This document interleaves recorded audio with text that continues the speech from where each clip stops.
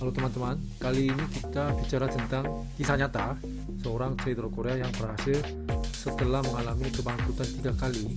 Nah, video ini adalah ringkasan bukunya dia. Nama panggilan trader ini adalah Albatross. Nah, judul bukunya How to Win Money.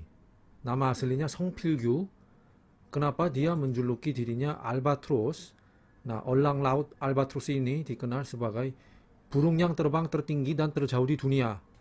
Nah, lebar sayapnya aja mendekati 4 meter. Nah, mereka tanpa mengepakkan sayapnya satu kali pun bisa terbang selama 6 hari hanya dengan menggunakan angin, katanya. Oke, anyway, mengapa dia memberi judul buku cara mengalahkan uang? Karena jika trader atau investor sebagai manusia tidak bisa menjauhkan diri dari fluktuasi besar dalam keuntungan dan kerugian, seperti kita tergoyah uang. Pada akhirnya kita tidak akan mampu bertahan dalam jangka panjang dan akan dikontrol oleh uang dan menjadi investor gagal menurut Albatross. Nah, 3 kebangkrutan yang dialami Albatross. Nah, pertama, krisis ekonomi datang, tapi dia mengabaikan sinyal dari pasar saham dan terus main-main. Tapi harga saham turun terus, dia menyerah, buang semuanya di harga paling bawah. Yang kedua, dihancur oleh kelompok bandar jahat. Dikasih cuan dulu, lalu disuruh pasang bidut tebal di arah, biar arahnya dikunci, lalu mereka buang semua barang mereka, jadi harga ARB berjilid-jilid. Nah, ketiga, ketika dia sudah jago di futures and options, yaitu pasar berjangka dan opsi, dia mau kelihatan keren karena wartawannya mau meliputi.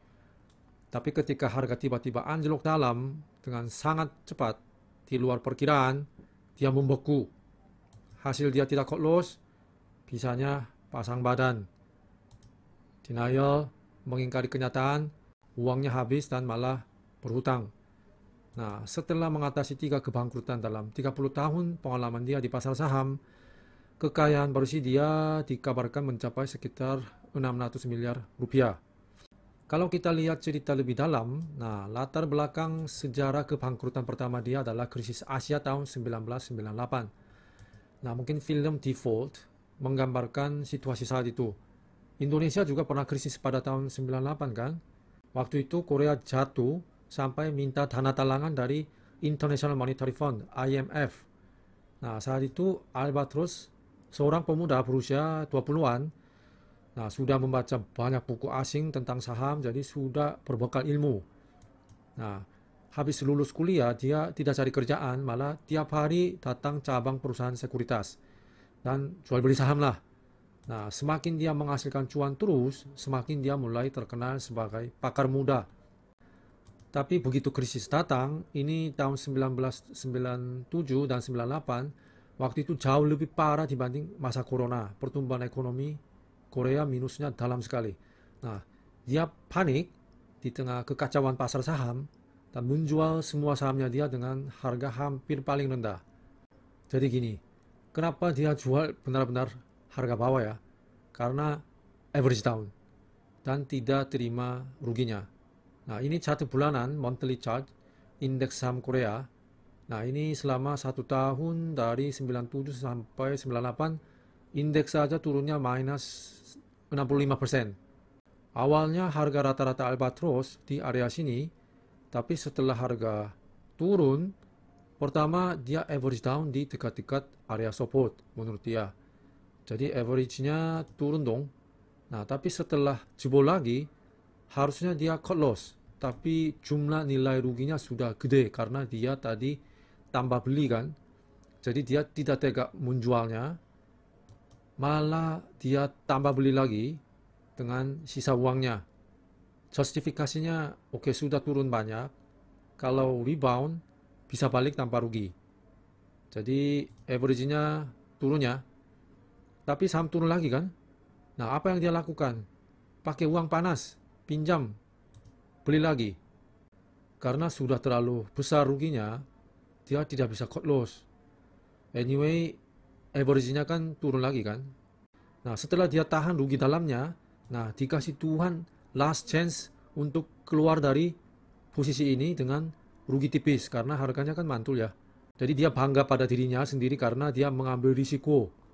Nah, jadi tapi dia nggak jual, serakah sedikit lagi udah mau jadi PEP, tapi dia nggak keluar.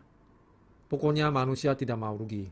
Nah, harga anjlok lagi, ada rumor-rumor mulai beredar, Samsung aja bisa bangkrut. Nah, dia sudah nggak bisa close sama sekali.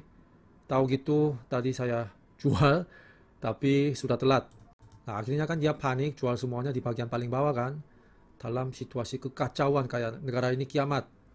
Tapi setelah dia jual, datangnya dotcom bubble. Nah, kalau darurat, pemerintah kan kerja untuk menghidupkan ekonomi. Jadi asing masuk, serok saham-saham murah, pasar rebutan ikutan beli. Tapi si Albatros sudah tidak ada uang untuk beli saham. Oke, bangkrut kedua. Nah, setelah dotcom bubble ini pecah, nah di Korea juga munculnya banyak internet stock TV, siaran, yang merekomendasikan saham. Nah, karena Albatros pernah terkenal dan bisa jelasin banyak teorinya, diundanglah untuk menjadi pembicara di suatu stock TV.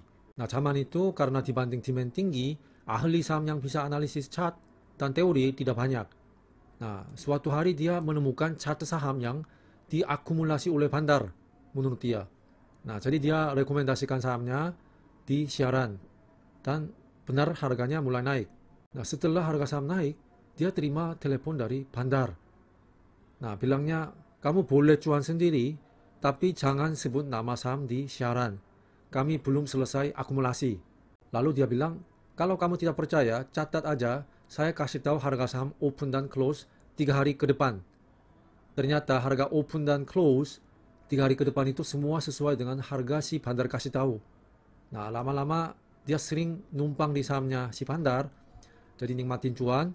Akhirnya sampai diajak akum bareng, Albatros ini sudah jadi terikat karena dia sering dikasih cuan sama bandarnya. Dan Albatros sudah percaya sama si bandar. Nah, suatu hari dia ditelepon sama si bandarnya, bilang, besok sudah mulai kita terbangkan saham ini, kamu siapkan dana untuk diganjelin di ARA. Kita sama-sama tebalin bid ARA-nya biar dikunci kuat. Nah, Albatros ini bersemangatlah, bayangin cuan besar. Dia pinjam uang dari sana-sini karena dia yakin ini adalah informasi yang solid dan pasti. Besoknya benar ARA, jadi Albatros senang. Dia tebalin bid ARA-nya sesuai dengan kesepakatan. Nah, tapi setelah dia lihat ARA-nya kelihatannya udah kuat sekali, kata dia sempat ke dapur untuk ambil makanan. Tapi tiba-tiba dengar bunyi order matched. Nah, ternyata si bandar cabut orderannya dia di bid ARA, lalu buang semua barang dia ke ganjelan ARA-nya si Albatros, dan kabur. Lalu tidak bisa dihubungi lagi. Nah, ini seperti kita bahas video bulan lalu. Dia dimanfaatkan untuk cuci piring mereka. Nah, kebangkrutan berulang kali, dia sangat menderita. Tapi karena itu semua salah dirinya, dia memutuskan untuk bangkit kembali. Nah, setelah kejadian bangkrut kedua, Albatros sudah takut sama pasar saham karena bisa dikendalikan oleh bandar-bandar tertentu. Maka dia geser ke pasar berjangka, yaitu futures and options, yang berdasarkan dengan gerakan indeks. Nah, dia pikir indeks itu tidak bisa dimanipulasi. Walaupun futures and options itu high risk high return, menurut dia dengan mengatur strukturnya bisa mendapatkan cuan stabil. Selama dia menebak arah yang benar, baik itu naik atau turun, dia yakin bisa dapat cuan konsisten. Nah, memang berkat bertahun-tahun mengasah skillnya, dia mencatatkan cuan selama 26 minggu berturut-turut. Nah, jadi suatu hari Albatros ini terima tawaran dari wartawan bahwa jika Anda mencapai cuan 50 minggu berturut-turut, akan diterbitkan berita di halaman depan surat kabar. Nah, bagaimana dia yang begitu percaya diri kok bisa bangkrut untuk ketiga kalinya? Nah, sebenarnya dia merancang struktur untuk menghasilkan cuan jika indeks itu bergerak antara 0 sampai minus 5% selama sekian waktu. Nah, jika indeks melampaui kisaran tersebut, dia bisa mengalami kerugian yang tidak terhingga, maka close itu penting sekali. Tapi begitulah nasib, begitu saat dia menjadi sombong. Nah, tiba-tiba indeks mulai anjlok karena China tiba-tiba mengumumkan kenaikan suku bunga. Nah, saldo awal di rekening dia adalah senilai, kalau dirupiahkan 15M. Nah, semakin kerugiannya yang terus bertambah, dia tidak bisa close. Janji yang dia buat dengan wartawan itu teringat, menghambat eksekusi cut loss-nya. Akan merasa malu jika rekor cuan berturut-turut itu sudah berhenti. Jadi otak warasnya nggak berjalan. Nah, saat kerugiannya sudah melebihi 10 miliar, dia langsung menekan tombol sell, jual semua tanpa sadar. Nah, jumlah cut loss totalnya minus 13 miliar rupiah, dan dia terlilit hutang 9M karena di dalamnya ada uang dipinjam dari bos dan investornya. Nah, habis uang malah berhutang, jadi dia didorong ke tepi jurang. Nah, dia mau melarikan diri. Nah, hidupnya dia menjadi seperti dalam keadaan mabuk untuk menyangkal kenyataan, tapi melarikan diri itu tidak akan menyelesaikan apapun. Jadi dia mengingat kembali kesalahan masa lalunya. Nah, dia menilai dia sendiri manusia yang lemah, di mana dalam situasi harus cut loss, malah dia membeku dan membiarkan bangkrut. Jadi, kesimpulan Albatros adalah membuat sistem secara otomatis saja, mesin yang mengeksekusi cut loss. Karena dia pernah menghasilkan cuan konsisten dengan membuat struktur, dia mengumpulkan tim pakar IT untuk fokus pada pembuatan algoritma dan membiarkan sistem menjalankan strateginya. Nah, masih ingatkan seperti Korani Trader, karena dia sudah terdorong ke tepi tebing, tidak punya pilihan selain mempertaruhkan semua upayanya. Kemudian sebuah kesempatan datang pada Albatros. Krisis keuangan tahun 2008 terjadi, dan sebelum Lehman Brothers bangkrut, strategi sistem dia sudah memberi sinyal ke bawah.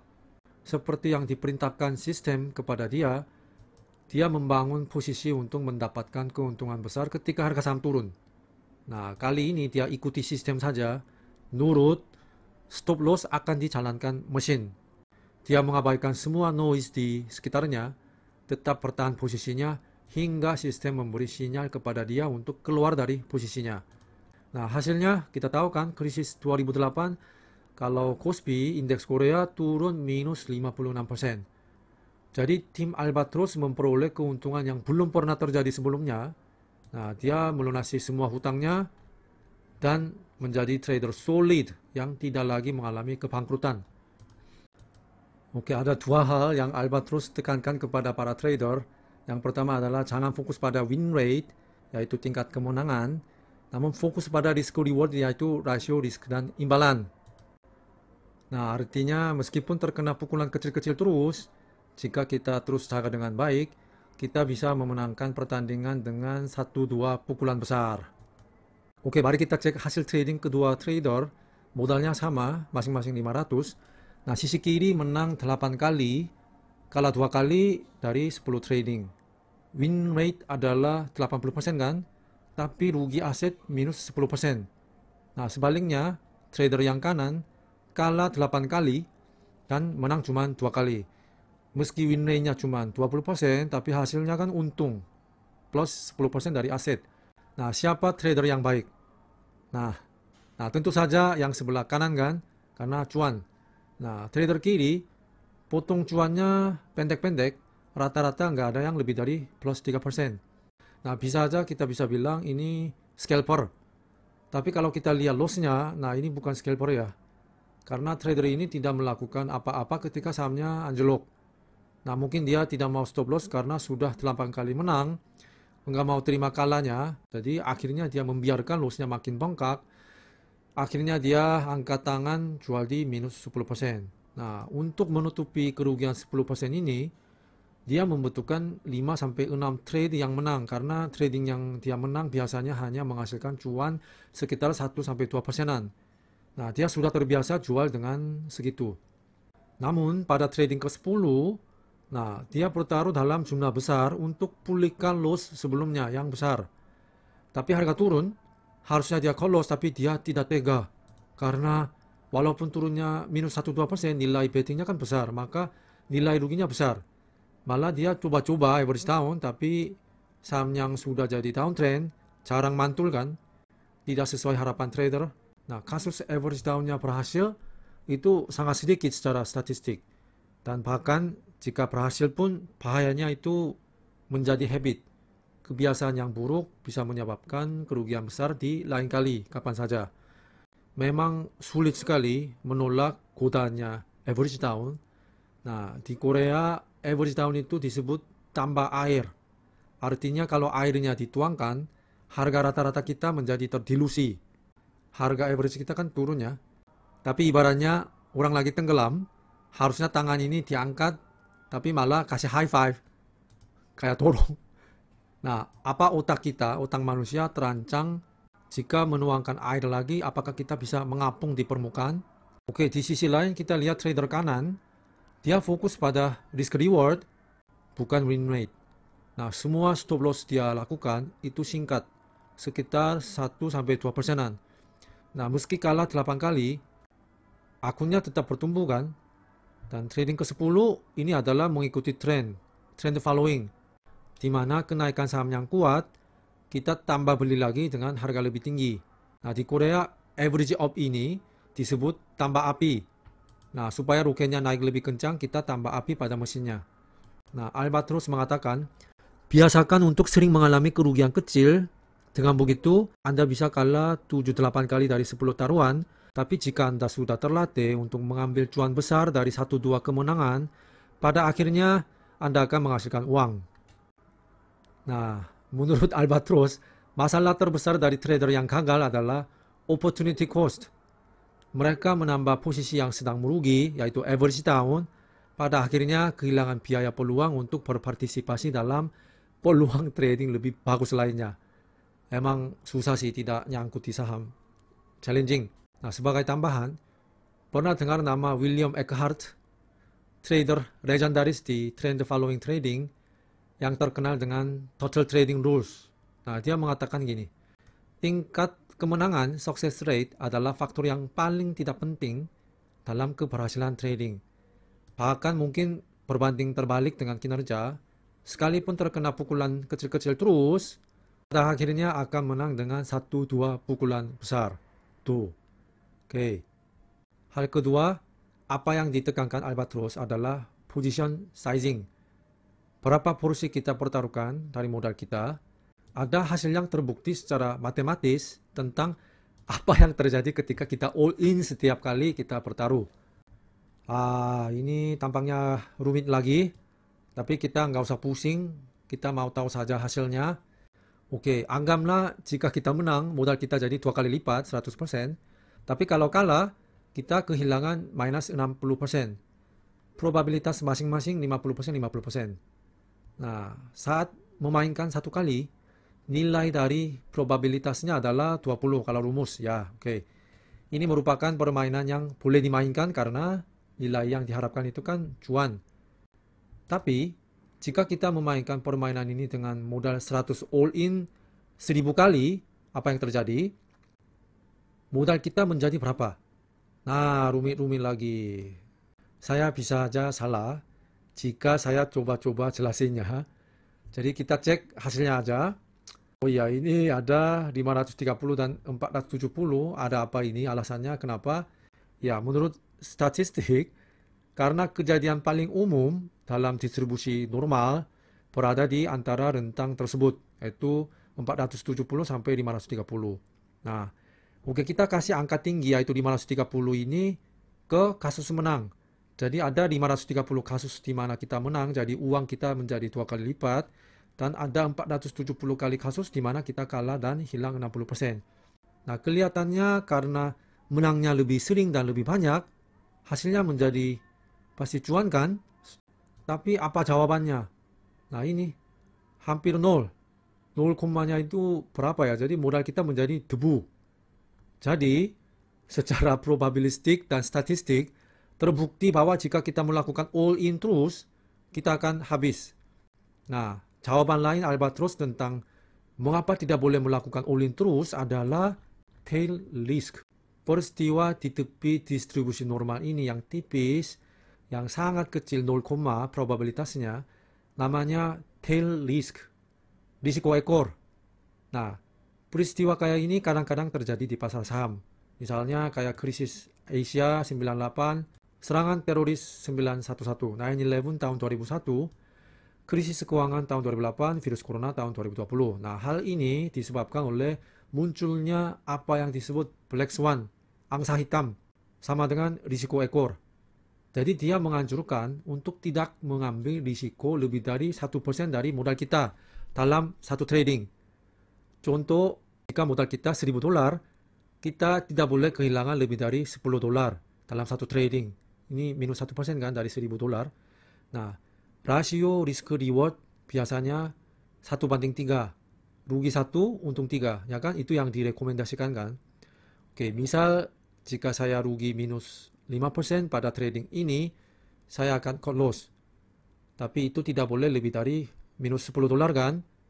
Karena saya hanya diperbolehkan hingga minus 1% dari modal. Ya kan? Jadi berapa banyak yang harus kita pertaruhkan di trading ini adalah $200. Jika 5% dikurangkan dari $200, hasilnya minus $10 kan? Dengan kata lain, jika kita menetapkan stop loss pada 5%, kita bertaruh 200. Nah, yaitu 20% dari modal kita.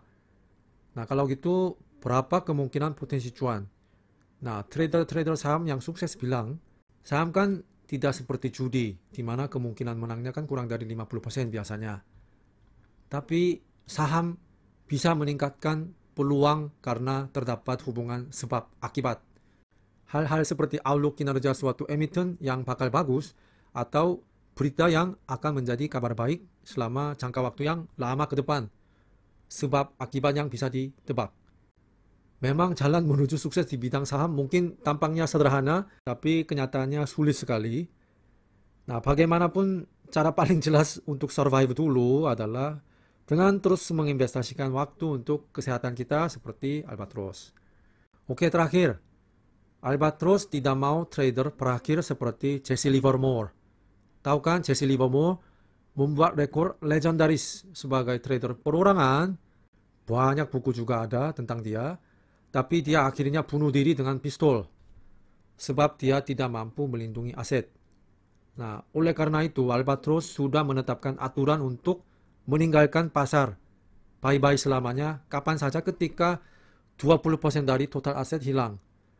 Dia bilang aset dia pernah hampir mendekati minus 20% dari titik tertingginya, sehingga dia bersiap-siap untuk pergi, bye-bye dari pasar saham, tapi tidak sentuh minus 20%, maka masih berlanjut. Nah, strategi ini seperti trailing stop. Jika 20% hilang dibandingkan titik tertinggi, keluar dari posisi. Nah, trailing stop berlaku pada posisi yang sudah menguntungkan. Misalnya kita belinya di sini. Bukan yang beli di pucuk. Kalau beli sini ya itu bukan trailing stop, namanya stop loss atau call loss. Oke, semoga kita jangan pernah mendekati kebangkrutannya. Tidak ada yang peduli juga. Jika saat ini sedang merasa depresi atau sedih, ada film yang direkomendasikan, Cast Away on the Moon. Nah, tokoh utama ini juga kena bangkrut di film. Nah, oke. Kalau konten ini bermanfaat, like dan jangan lupa subscribe dan komentar. Dan set alarm buat konten berikutnya. Terima kasih, sampai jumpa.